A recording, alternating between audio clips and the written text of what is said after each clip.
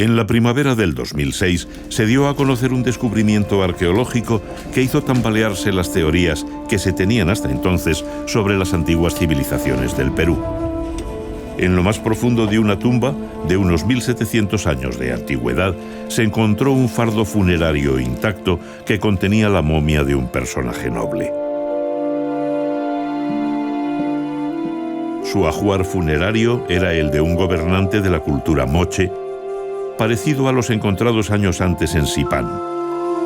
Pero había algo verdaderamente insólito. La momia no era de un hombre, era de una mujer. La noticia del hallazgo de la señora de Cao, como se la empezó a llamar por haber sido descubierta en la pirámide de Cao Viejo, revolucionó los postulados de la comunidad arqueológica internacional sobre las sociedades precolombinas peruanas. Era la primera mujer gobernante que se encontraba, un hecho absolutamente extraordinario. Nunca se pensó que la mujer pudiera ocupar puestos de relevancia en estas civilizaciones milenarias y menos que llegase a ostentar el poder.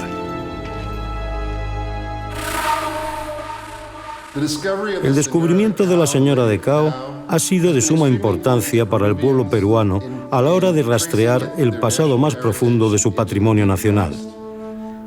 Uno de los aspectos más importantes es que este descubrimiento ha mostrado al mundo que la gente actúa de manera diferente en diferentes lugares y que la mujer tenía un papel esencial tanto en la política como en la cultura y en la religión en el Perú antiguo.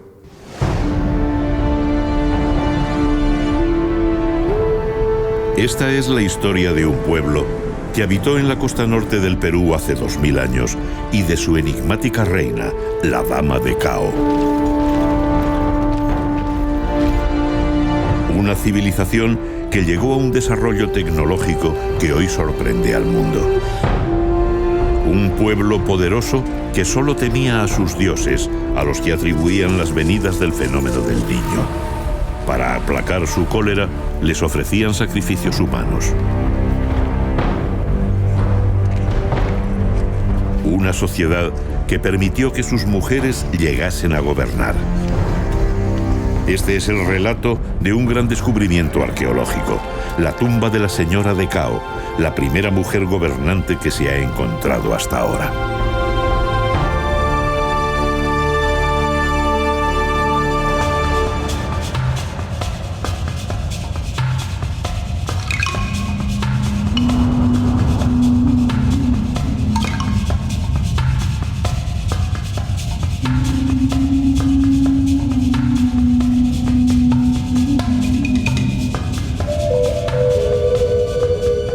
La costa del Perú, entre la cordillera de los Andes y el Pacífico, es una franja desértica de 2.500 kilómetros de longitud por unos 200 de ancho.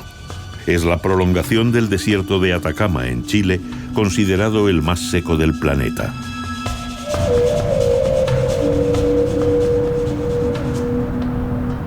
La corriente de Humboldt, procedente de la Antártida, origina el afloramiento de aguas frías que limitan la evaporación e impiden la formación de grandes nubes.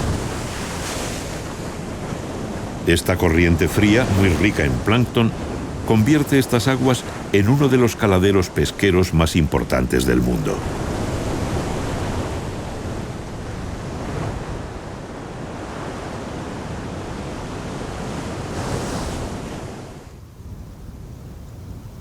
La aridez del desierto es interrumpida por valles fértiles irrigados por los numerosos ríos que descienden de los Andes y originan singulares ecosistemas, como los bosques secos, formados principalmente por algarrobos, ya utilizados por los mochica hace 2000 años por la dureza de su madera.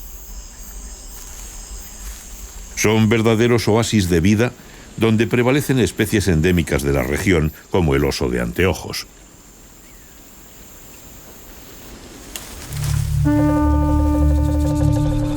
La costa norte del Perú fue la cuna de milenarias culturas.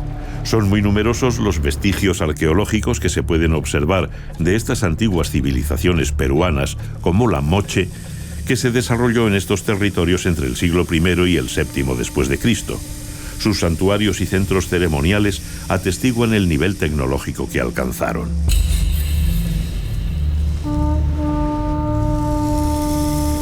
Parecen lomas o colinas, pero en realidad se trata de pirámides construidas con millones de ladrillos de adobes. A través del tiempo han adquirido este aspecto por las venidas del fenómeno del Niño.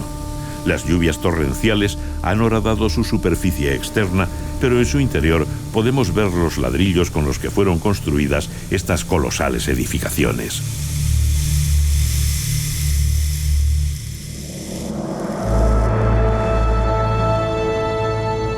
Sobre una plataforma geológica de 100 hectáreas de extensión, en el valle de Chicama, a 60 kilómetros al noroeste de la ciudad de Trujillo, se encuentra el complejo arqueológico de El Brujo. La pirámide de Huaca Prieta, en la parte sur, tiene una antigüedad de 5.000 años. Las otras dos pirámides, Huaca Cortada y Huaca de Cao Viejo, son posteriores, pertenecen a la cultura moche. Esta plataforma tiene una gran capacidad de drenaje y está protegida de las inundaciones producidas por las venidas del Niño o por los tsunamis ocasionales al estar elevada 6 metros sobre el nivel del mar. Este refugio natural ha sido ocupado ininterrumpidamente desde la época precerámica. Huaca Cortada no ha sido excavada todavía oficialmente, aunque presenta las heridas del intento de expoliación que realizaron los saqueadores hace más de 100 años. A este corte le debe su nombre. En la Huaca de Cao Viejo se han realizado descubrimientos tan sorprendentes que la han hecho única e imprescindible en el estudio de la cultura moche.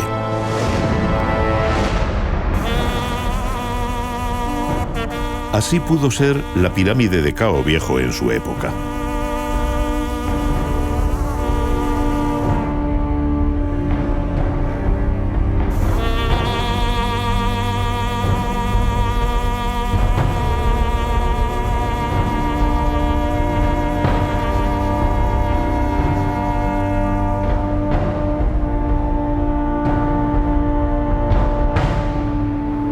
En una inspección rutinaria a media altura de la pirámide, el arqueólogo Régulo Franco observó unos adobes pintados.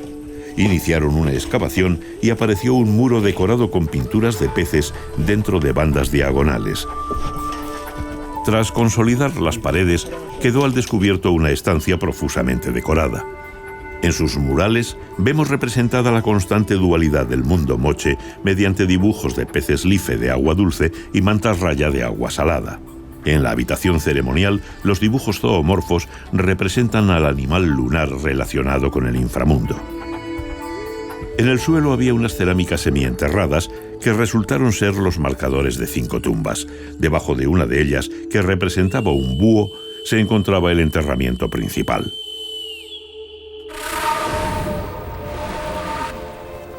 Poco tiempo después, Régulo Franco llegó hasta el fondo de la fosa y extrajo un fardo funerario intacto de algo más de 100 kilos de peso. Estas imágenes tienen poca calidad. Fueron grabadas con una cámara doméstica, pero son el único documento filmado que se conserva de este descubrimiento y del posterior desenfardado en el laboratorio. Bajo la protección de un chamán, como prescribe la tradición de esta región, fue conducido hasta el laboratorio de la excavación. Nadie podía suponer entonces que se acababa de realizar uno de los descubrimientos más relevantes de la arqueología peruana, el cuerpo de la Dama de Cao. El estado de conservación del fardo era sorprendente. Gracias a las condiciones especiales de la plataforma geológica de El Brujo y la situación del mausoleo en la parte media de la pirámide, el agua nunca llegó hasta la tumba. El dibujo esquemático de un rostro bordado señalaba la posición del cadáver en el paquete mortuorio. Parece la superficie de la luna. Cada cráter es un pozo excavado por los huaqueros o saqueadores de tumbas. Hasta la década de los 90, cuando se intervino oficialmente, el expolio de este sitio arqueológico fue feroz. El huaquerismo es una práctica clandestina que tiene mucho arraigo en la costa norte del Perú. Este complejo arqueológico El Brujo estuvo saqueado durante muchas décadas. En 1990 llegamos con el doctor Guillermo Vice de Osma a este sitio y encontramos grupos de huaqueros saqueando tumbas. En conversaciones con los huaqueros posteriormente nos indicaron que ellos En una de estas huacas habían descubierto relieves mochicas que nunca se habían encontrado. Esos relieves que vimos en 1990 son los mismos que hoy vemos en el Templo Moche.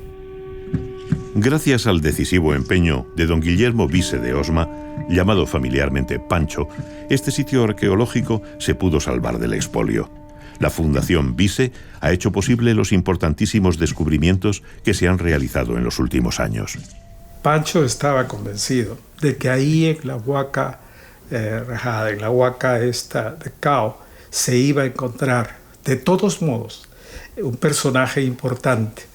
Cuando nosotros insistíamos en que todo eso era más fantasía que realidad, él decía que debíamos recordar algún día que efectivamente allí se encontraría un personaje que iba a ser simbólico en toda la arqueología peruana.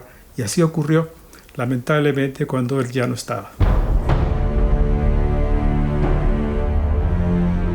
La representación mural de los elegidos, que eran conducidos al sacrificio en el patio ceremonial de Cao Viejo, es el eco lejano de las ceremonias expiatorias que se realizaban en este recinto sagrado.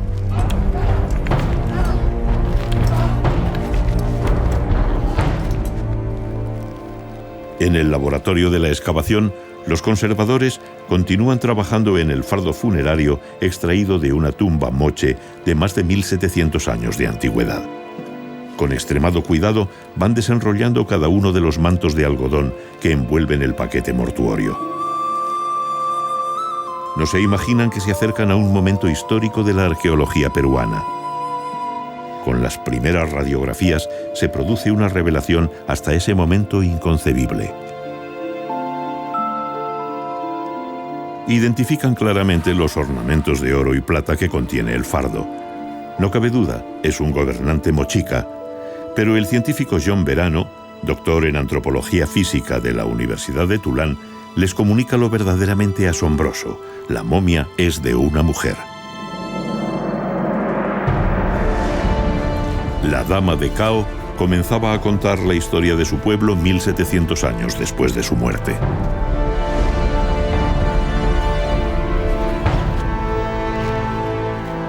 Poco a poco, los ornamentos del interior del paquete mortuorio van perfilándose. El trabajo es lento y minucioso. Este fardo es el único ejemplo de entierro moche con piel, órganos blandos, textiles, vestidos y metales sin ninguna traza de corrosión. Todos los entierros moche de la costa peruana han estado expuestos al agua y a las avalanchas del fenómeno del Niño, por lo que solo presentan huesos y metales en avanzado estado de corrosión. El fenómeno del Niño condicionó la vida de estos pueblos. Creían que su llegada dependía del designio de sus dioses. La alteración de la presión atmosférica en el Pacífico tropical, cerca de Australia, provoca que los vientos cambien de dirección y soplen de oeste a este. La temperatura del mar sube entre 3 y 7 grados y se produce una inusual evaporación que trae las lluvias torrenciales. Los antiguos peruanos tenían muy presente esta condición anual del Niño.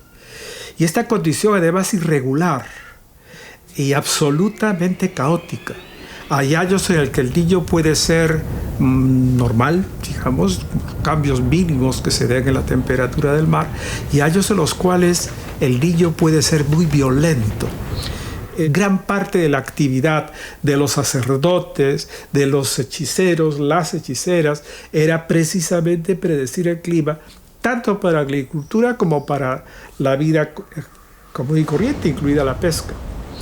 La predicción era observar los cambios que se daban tanto en el mar como en la sierra. En el mar era tratar de ver qué moluscos estaban apareciendo, cuáles estaban desapareciendo, y eso se ve a partir de mayo. Entre mayo y junio de cada año, los pescadores observan si apareció tal tipo de pez, si desaparecieron tal tipo de conchas, si aparecen tales o cuales indicadores cerca de la playa. Eso es observado y transmitido. El Niño traía la vida, el agua que hacía crecer las cosechas, pero en ocasiones también traía la ruina, la hecatombe y la muerte. Gracias a las predicciones meteorológicas de los sacerdotes y la construcción de canales de irrigación, los moche consiguieron hacer del desierto un vergel. Conseguían una producción de maíz 2 veces mayor que la que se obtiene en la actualidad. Hoy se sabe que el maíz que cultivaban en la América precolombina fue el resultado de la experimentación genética a partir del maíz salvaje. El desarrollo de los cultivos estaba ligado a la relación cósmica que mantenían con sus dioses. La tierra tenía un carácter sagrado. Sacerdotes, chamanes y gobernantes estaban pendientes del progreso de los cultivos. El resultado de las cosechas era igual al grado de satisfacción o descontento de los dioses por las ofrendas y sacrificios que habían realizado. Sabían reciclar la tierra. La oxigenaban labrándola con sus arados de mano y la abonaban con guano.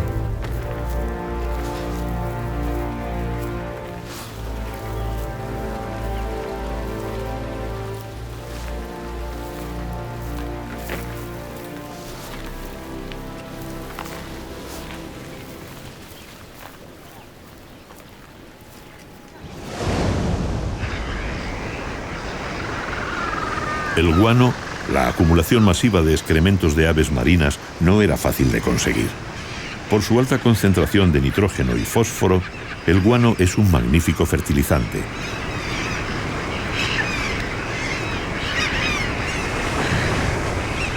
Las guaneras más grandes estaban en las islas, algunas a muchas millas de distancia, y con acantilados que hacían muy difícil que sus balsas de totora pudieran atracar.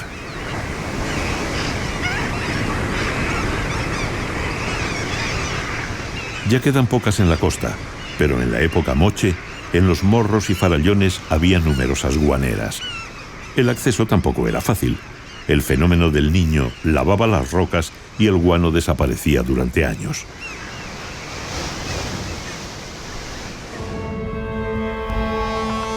En el complejo arqueológico del Brujo se han descubierto 2 pozos ceremoniales. Están excavados en espiral. Es posible que los utilizaran para medir el nivel freático del agua y poder predecir las llegadas del Niño.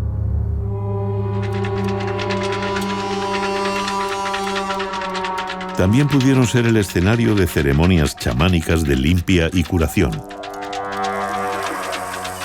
El oficiante utilizaría las hojas de coca para realizar el diagnóstico y el agua para purificar el espíritu del enfermo. Gran parte del éxito de los sacerdotes en el antiguo Perú era poder predecir eso. Y la predicción de eso está en el manejo del niño, que es lo que sabía hacer esta gente. Los mochica llegaron a predecir las venidas del fenómeno del Niño. Prueba de ello fue el hallazgo de una tumba real en el muro sur de la pirámide de Cao. Aparentemente estaba intacta. Por sus grandes dimensiones, debió pertenecer a un personaje muy importante. La decepción de los arqueólogos fue tremenda. Al levantar las vigas de algarrobo que sellaban la cámara funeraria, comprobaron que el sepulcro estaba vacío. Pero la tumba no había sido saqueada. Fueron los propios mochica quienes, ante la llegada de un niño, habían rescatado el enterramiento para situarlo en otro lugar hasta ahora desconocido. Las pirámides moche, al igual que las mayas, no eran mausoleos como las de Egipto. Cada cierto tiempo el edificio se enterraba ceremonialmente y se construía un nuevo templo encima. Piezas como estas las ofrendaban en los ritos de enterramiento de los 4 edificios de la pirámide de Cao, construida durante 5 siglos.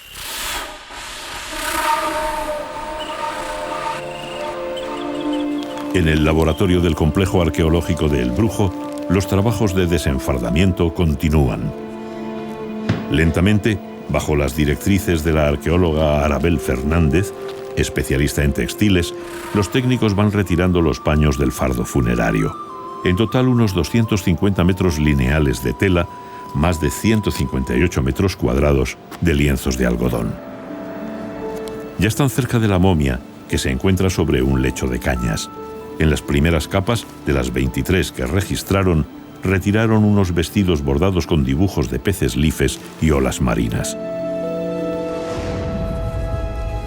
El algodón fue el cultivo no alimenticio más importante de los mochica. Su singular variedad de colores naturales, blanco, marrón, rojizo y morado, aún pervive en el Perú. Las tejedoras empleaban diferentes técnicas basadas en el telar de cintura, con el que confeccionaban tejidos sencillos o dobles, tapices simples y tapices ranurados.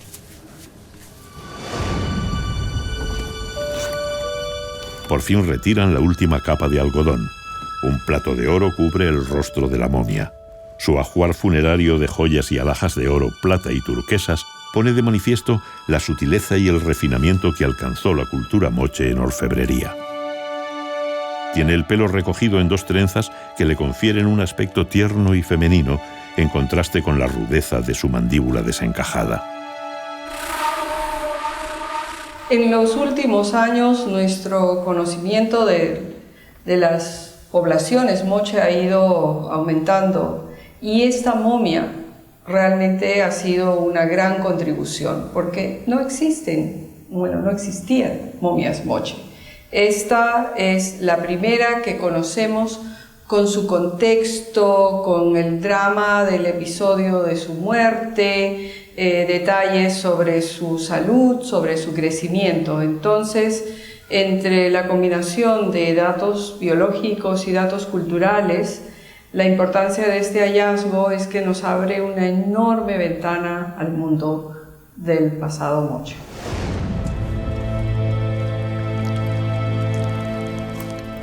La preparación del cadáver de la señora se realizaría en privado. Los gobernantes moche estaban considerados semidioses, nadie podía mirarles directamente. Eran mitad humanos, mitad divinos. Por eso se supone que fueron sacerdotisas las encargadas de prepararla para su eterno viaje. En el caso de esta momia, todo indica que estamos tratando con una momia natural. No hay evidencia de un proceso de embalsamamiento, o sea que se han retirado los órganos para garantizar la conservación. Tampoco hay un tratamiento que haya protegido la piel, que la haya convertido en cuero, que es lo que habría permitido una mejor conservación. Hay una conservación natural, no necesariamente espontánea, porque puede ser que hayan usado algunos materiales, hierbas, que hayan ayudado a impedir la actividad de los insectos, que es algo que se ha logrado. El uso del cinabrio es más una coloración que tiene una valoración para temas religiosos, temas del rito. No sabemos que haya tenido un uso en conservar el cuerpo. El cinabrio, o sulfuro de mercurio, tenía un carácter ritual para los mochica. Posiblemente le atribuían ciertas cualidades mágicas. Su color rojo intenso se asociaba con la sangre, el fluido de la vida. El cuerpo de la señora fue ungido con agua del mar y maquillado con cinabrio para preservar el cadáver de los insectos, dado que el posterior proceso de enfardado duraría muchos días. Las sacerdotisas que prepararon el cuerpo firmaron su sentencia de muerte. El cinabrio es un tóxico mortal. La absorción cutánea del mercurio y su inhalación causa efectos perniciosos irreversibles. Posiblemente fue una inmolación voluntaria en honor de su reina.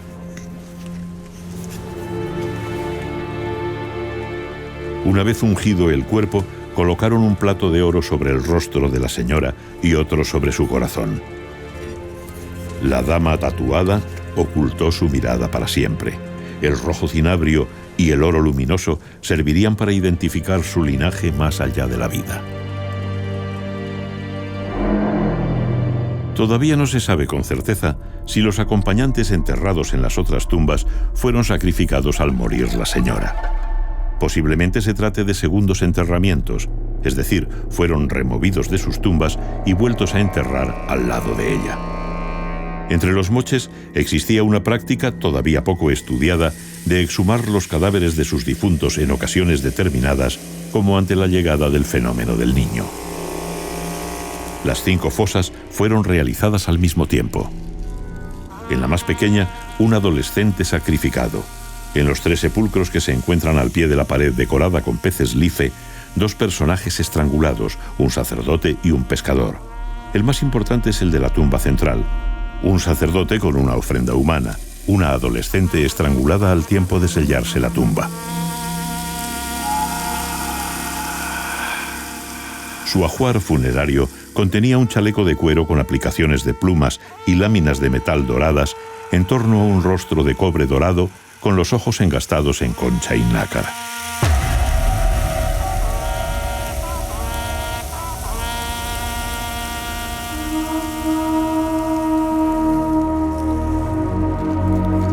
La fe en la trascendencia, en la vida después de la muerte, era el pilar de las creencias moche.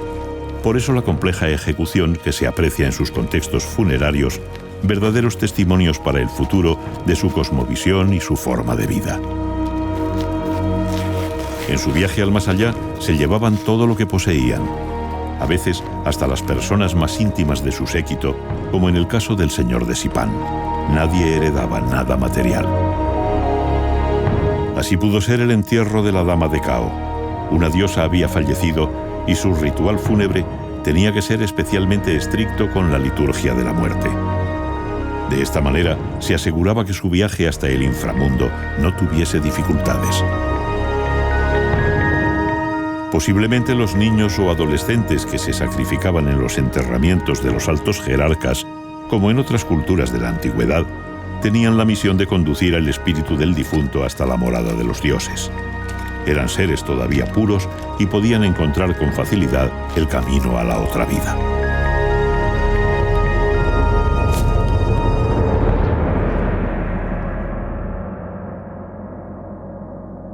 En el sepulcro de la señora se encontró la osamenta de una adolescente. En el cuello tenía la soga con la que fue estrangulada. Entre sus ofrendas, una pieza de cerámica llamó la atención de los arqueólogos.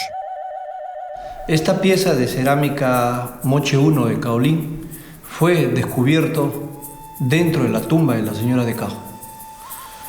Representa una actividad de curanderismo, donde observamos a una maestra curandera con un manto en forma de payar que está imponiendo su mano en el ombligo de una niña que se encuentra en brazos de su madre. Para nosotros, esta pieza representa la vida de la señora de Cao durante su infancia.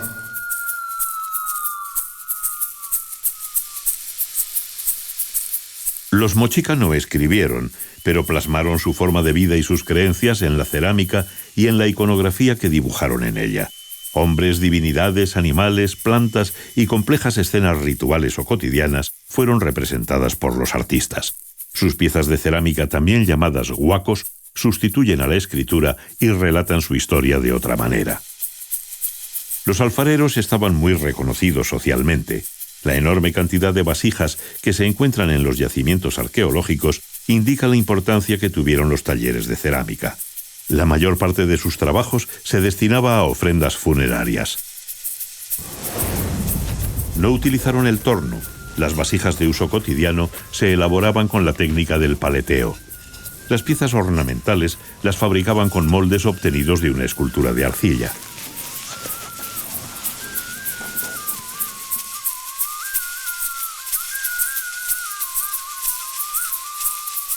Los llamados huacos retrato están reconocidos como obras clásicas por los cánones artísticos universales de perfección y realismo. La plástica mochica asombra por su expresividad y perfección. Los rostros imperturbables y altivos, o serenos y de profunda mirada, son verdaderos retratos de arcilla comparables a las esculturas del Viejo Mundo.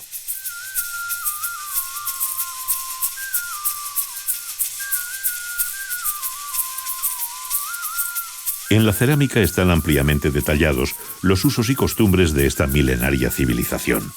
Reflejan una sociedad muy jerarquizada con una clase dominante de sacerdotes, militares y nobles. Por debajo de ellos estaban los artesanos, más abajo los pescadores y agricultores y finalmente el pueblo llano.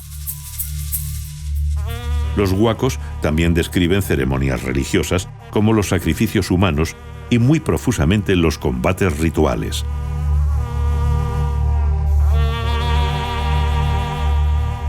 los murales del patio central de la Huaca de la Luna, considerada la capilla sixtina del arte moche, vemos representaciones de estos combates y las posteriores ejecuciones sagradas de los perdedores.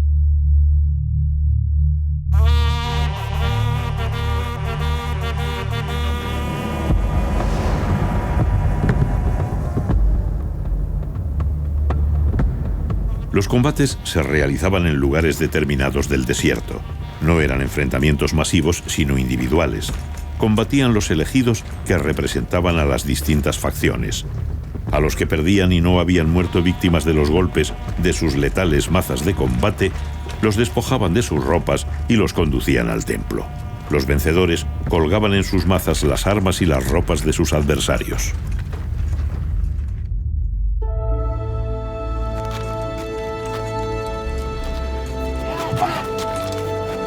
En las dependencias sagradas del santuario, los vencedores se presentaban ante el gobernante y entregaban las armas de sus adversarios. Los vencidos quedaban bajo la custodia de los sacerdotes hasta que eran sacrificados en lo más alto de la pirámide. Se siguen extrayendo las alhajas que llevaba la señora, entre ellas 42 narigueras de oro y plata en las que queda patente la dualidad mística de los moche. En mi opinión, uno de los objetos más bonitos son las narigueras, los adornos nasales.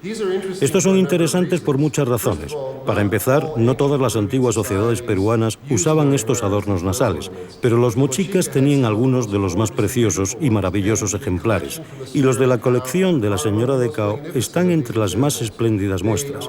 Son pequeñas obras maestras por la manera en que utilizan los conceptos de dualismo, tanto en términos simbólicos como por el uso de diferentes tipos de metales. Son verdaderos tesoros y una de las partes más espectaculares de este gran descubrimiento.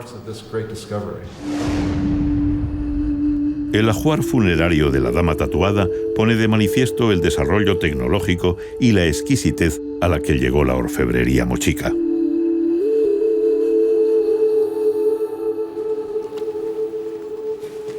La momia fue sometida a un concienzudo estudio forense que arrojó valiosos datos sobre su vida y su muerte. Estamos tratando con una mujer que murió muy joven, muy joven, encima de los 18 años, pero no más de los 22, 23, y era pequeña como la mayoría de las mujeres andinas lo somos, 1,45 m, 1,50 m. Pocas veces uno encuentra un cuerpo que también te da información sobre el drama alrededor de la muerte. En este caso, en las radiografías y en el análisis de los huesos, queda claro que la cintura pélvica se había anchado, ampliado, dentro de un proceso de alumbramiento, pero eso se complementa con la piel del vientre, que al secarse se ha reducido toda esa amplitud para dar crecimiento al feto. Y también si miramos los senos, estaban pues grandes, amplios, y todo esto en conjunto tiene que ver con una mujer joven que murió poco después de dar a luz. Aparte del patio ceremonial, todas las pirámides moche tienen recintos sagrados, capillas como el mausoleo de la señora. En una esquina siempre hay una pequeña habitación. Se supone que era donde el gobernante se vestía de Dios antes de los rituales. Son los cuartos de la transmutación. En el edificio construido entre el 300 y 400, la pared del lado este, decorada con bajorrelieves de manta raya, atestigua la importancia que tenía el mar para ellos.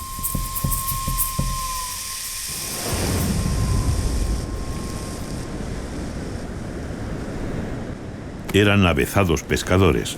Con sus pequeñas embarcaciones fabricadas con juncos de totora, se adentraban en el mar hasta los bancos de peces. Utilizaban redes de algodón a las que acoplaban unas pequeñas calabazas que servían de flotadores y unas piedras que hacían las funciones de pesas. También construían balsas de gran tamaño con las que realizaban largas singladuras para conseguir los mullu sagrados. El mullu es esta concha, esta bivalva, que se recolectaba y se llevaba para que los dioses la consuman y la guarden. Estas conchas, spondylus, princeps, eran recogidas, se llevaban a los templos y se entregaban a los sacerdotes, normalmente entre el mes de junio y julio, con el objeto de que los sacerdotes las observaran, averiguaran de dónde viene y en función de eso dijeran si ese año iba a haber sequía, si ese año iba a llover, si no iba a llover. O sea, era una de las partes importantísimas en el proceso de predicción del clima.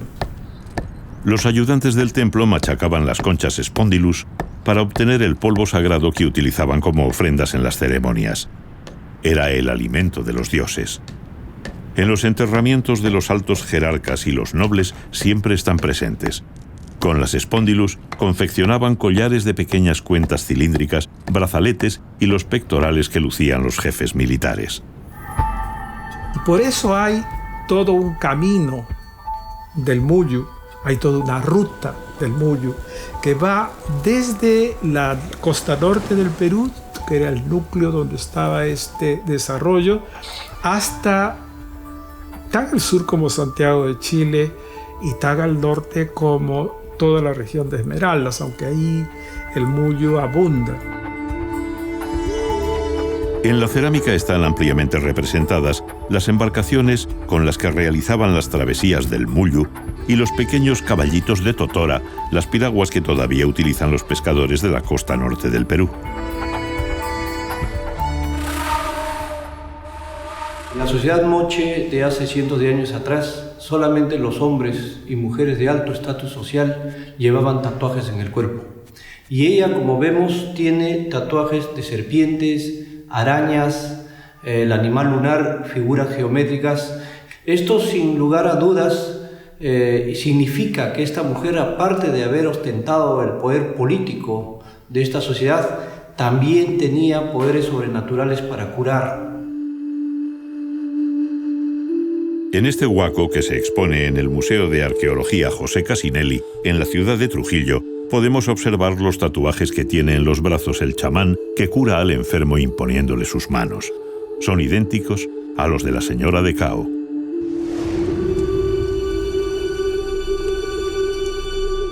Los curanderos eran muy respetados, gozaban de un alto estatus social. Utilizaban numerosas plantas medicinales, algunas procedentes de la selva. Sin duda, la dama de Cao intervenía en ciertos procesos de curación, seguramente con enfermos de las clases más elevadas.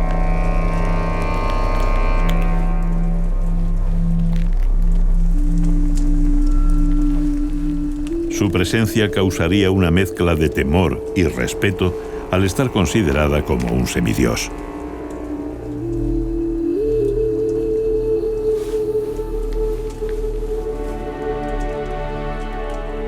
Es probable que en las ceremonias de curación vistiese sus atuendos sagrados que simbolizaban su esencia divina.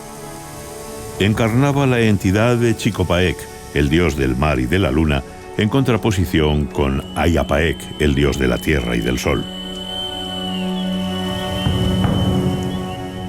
Esta señora es una pitonisa, seguramente, la que avisa de qué cosa es lo que va a ocurrir en el futuro. Pero al mismo tiempo también debe ser una curandera, o sea, toda persona con poder mágico puede curar, puede hasta matar. Al pie de la Huaca de Cao se siguen realizando ceremonias de chamanismo en las que se ingiere el jugo alucinógeno del cactus San Pedro. Los curanderos siguen realizando aquí sus mesas, como llaman a estas ceremonias ancestrales. Este complejo arqueológico debe su nombre de El Brujo a estas prácticas esotéricas. Las que preside la pirámide de Cao Viejo son de curación. En la Huaca Cortada se han encontrado indicios de ceremonias de magia negra. Parece que la dualidad mística moche aún persistiese.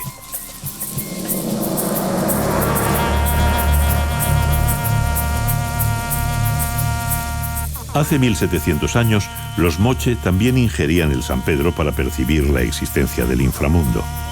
A los que iban a ser sacrificados, les preparaban en estancias subterráneas.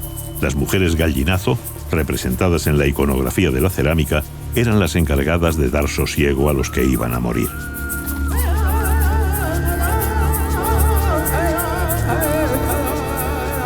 En una atmósfera cargada de incienso, los que habían perdido los combates rituales ingerían el San Pedro. A la salida del sol, ascenderían hasta lo más alto de la pirámide para ofrendar su vida a los dioses.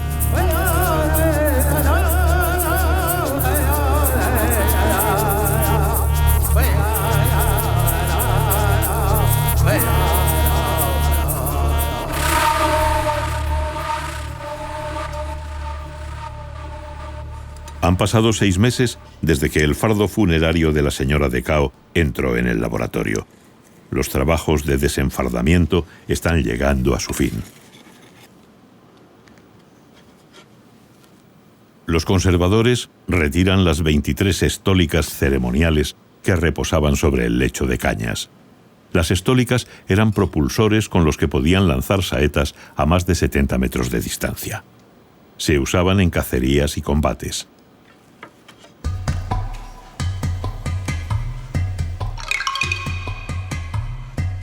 Tras su limpieza, volvieron a ser verdaderas joyas de la orfebrería moche. Son de madera forrada de cobre dorado, con adornos de aves y cabezas de personajes nobles. Era la primera vez que se encontraban estas armas en el enterramiento de una mujer. Los mochicas sabían dorar el cobre hace 2000 años, algo que se consiguió en Europa a finales del siglo XVIII por medio de técnicas de electrólisis.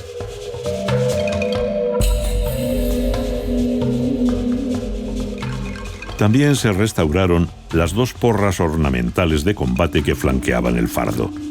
Sin duda eran un símbolo del poder que ostentaba la enigmática dama tatuada.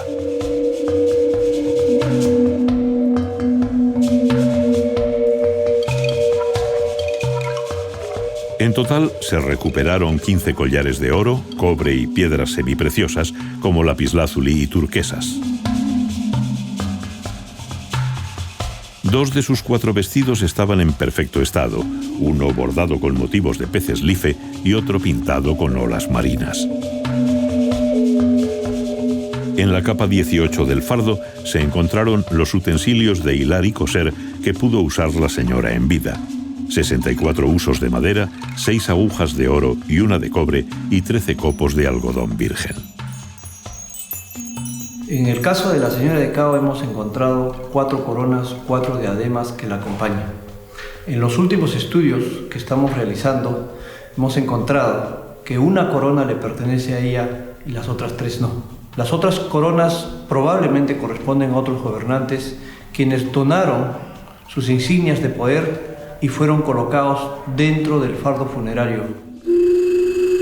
El ajuar funerario de la señora de Cao se expone en el Museo del Sitio, de reciente construcción.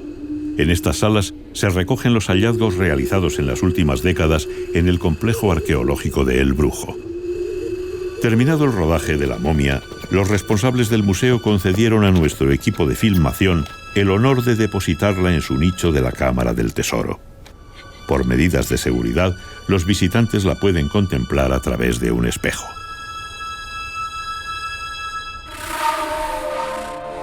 Los murales que decoraban la fachada del patio ceremonial de Cao Viejo eran iguales a los de la Huaca de la Luna.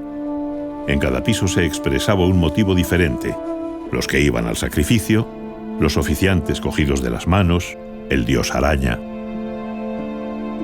Aunque cada valle tenía un reino diferente, todos mantenían la misma organización religiosa y política y la misma arquitectura e iconografía. Siempre construían 2 pirámides como reflejo de la dualidad mística mochica: la Huaca de la Luna para temas religiosos y la del Sol para asuntos militares, al igual que en El Brujo, Huaca de Cao y Huaca Cortada. Los murales de los patios ceremoniales representan los rituales de sacrificios humanos. Sabemos que los sacrificios humanos se practicaban en el Perú antiguo entre los moche y otras culturas, así como alrededor del mundo. La cuestión es cómo se relaciona esto con la política, la religión, la guerra y todas esas otras cuestiones que estudiamos actualmente. Parece que en unos cuantos kilómetros en los que existía la cultura moche y en unos cientos de años en los que vivieron, los sacrificios humanos fueron considerables durante ese espacio y ese tiempo. Es muy probable que ella estuviese involucrada en ello, pero hasta qué punto no lo tenemos claro. Los nobles guerreros vencidos en los combates rituales ascendían en parihuelas hasta la cúspide de la pirámide, donde se realizaban los sacrificios ceremoniales. En la iconografía de la cerámica vemos representados los sacrificios. Las mujeres gallinazos siempre están presentes.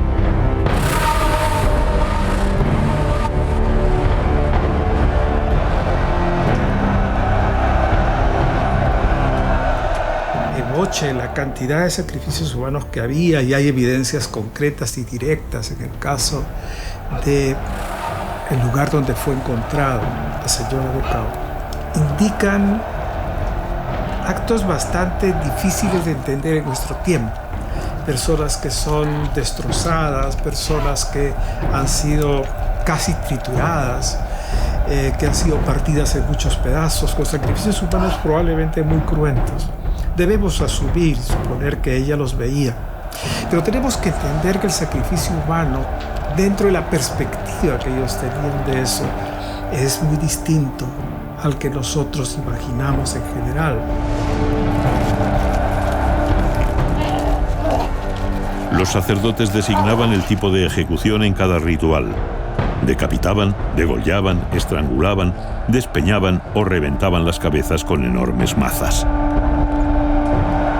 Los sacrificios humanos tienen que ver con la capacidad que tiene el ser humano de entregar ofrendas a los dioses para que se cumplan determinado tipo de demandas y necesidades. A veces se sacrifica a una persona para que llueva. Se sacrifica a una persona para que no haya las destrucciones, los terremotos y demás que se dan. Todo eso, desde luego, en nuestro tiempo que conocemos científicamente cuál es el origen de estos fenómenos, nos llama mucho la atención y nos parece que es una barbaridad. Pero no, cuando se piensa que son las divinidades las que están generando estas cosas que, entre otras, también originan la vida humana. Los que no eran nobles ascendían atados y custodiados por guerreros. Podían ser enemigos capturados, reos de algún delito o gente escogida por los sacerdotes.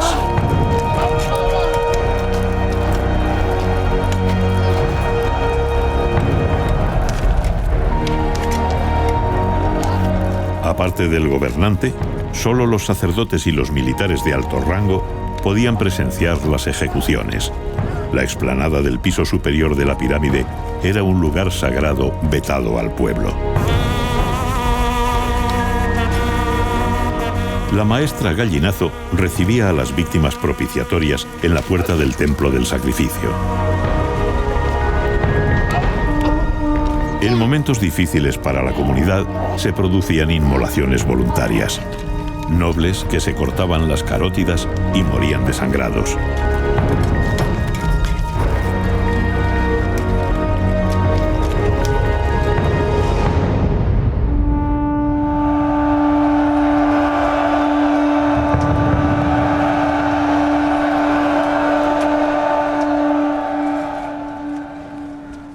El dios Chicopaec, encarnado en la Dama de Cao, hacía su aparición en la cumbre de la pirámide. El pueblo permanecía inmóvil y expectante en el patio ceremonial. El gran sacerdote se acercaba respetuoso a la señora y le entregaba la copa ritual con sangre de los sacrificados.